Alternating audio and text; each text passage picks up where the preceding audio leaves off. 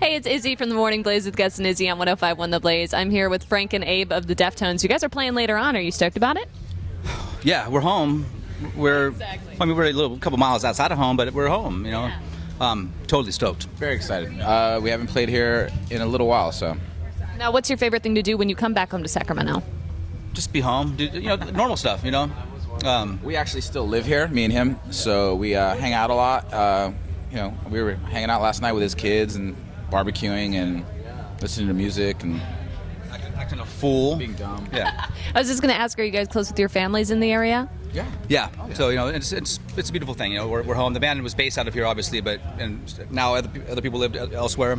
But we still are here, and we're still based out of here. So it's nice to be home. Yeah. Now, I recently saw you guys in Mountain View with Incubus and Death from Above 1979. That show was unbelievable. Yeah.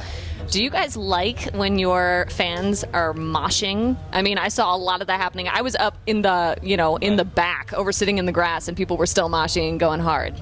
I mean, those venues, the sheds like that with the grass in the back, and I mean, a lot of times there's still a little tiny bit of pit-ish area in the front, but on that particular tour, they were sold as ultra premium VIPs, something. So all the moshing was taking place way in the back, but that's where they get down back there. It's in the grass, man. What about you? What was the question? Do you like when your audience members are moshing? Oh yeah, however anyone wants to release their energy when they come to the event. You know what I mean? Some people, maybe that's not their bag, but you find your space, and we're all there to have a good time. So it's all how It's nothing that we think that should be happening, but we don't frown upon it. You know what I mean? Now, I do need to commend you guys, because a lot of times, have you ever heard a band and then you hear them live and they sound nothing like they sound on the album? You guys sound exactly like you do on the album, and I have to tell you that is incredible. Thank you. That's debatable, but thank you very much. You should talk to my guitar player and see what he thinks about that. But yeah, no, that's cool. I mean, we. I come from the type of era where I'm not trying to really sound like the record, because I wanted to have it be us, you know what I'm saying? And I think you get that from us. And there's a lot of other bands that's what they're going for, to sound exactly like the record. But I think like the experience of buying a ticket and going to a show and seeing the ebb and flow of energy and the tension between the parts, and that's what you're paying for, you know what I mean? And that's the live experience, and you know what I mean? And you won't get that if you're trying to emulate the record for the most part, you know? No, totally. And just like you said, you want it to be more of an experience than just, they could sit in the car and they can listen to the CD, but they go to a show for a specific reason, and I think that's awesome. Yeah. Now, you guys are supposed to be going to Vegas next. Are you big into gambling and strippers, or is that more of a... I like gambling and strippers. But I mean, we love playing Vegas, you know what I mean? So it's always fun. I generally don't have fun, so I don't... That's nice. I've heard that. I was asking him earlier. I was like, people still go to Vegas? Like, were you serious? I thought that was like people didn't go there anymore. Yeah. No, I'm about to get down. Don't trip. I was just going to say, I don't think you have fun. You slammed a beer before an interview when you could have brought it. Fair enough. Now, you guys have a new album that's going to be coming out soon. How long do we have to wait for it?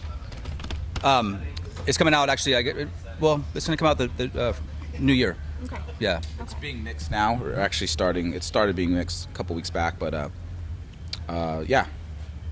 They're actually going tomorrow to go down and listen to mixes and do things, and should be done soon. Just artwork and stuff like that. So that's what it is. We're mixing, and we still are in the process of album title, artwork, song titles. We haven't even got there yet, but the music's done. Yeah, I was going to say, do you guys get anxious when it comes to this kind of stuff? Because, you take such a long time writing all the music, and then you just want to get it out, but you still have to go through all the mixing and coming up with album artwork and all that. What's cool, though, actually, that's why we had some dates that were already kind of tentative, but we were playing the other day, and the label actually came in, they're like, hey, guys, if you wanted, for a first time ever, you guys want to just take your time, make it right, and then we'll release it in the first of the year. We're like, wow, yeah, that sounds great. So, Yeah, we haven't been under the gun this time. It's like, and that was...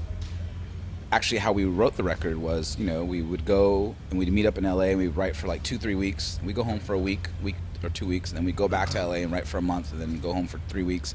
So it was very relaxed and very chill. Yeah, and then we'd do a couple shows in between all that, and then we were able to jam our ideas on soundcheck. And we have never done it like that. Usually we'd be like, they'd say like, oh, you need a record out at this time, and then you're like, oh shit, we got to go in the studio. You got to turn on now you got to be creative and turn it on, and then within this short amount of time, and then record.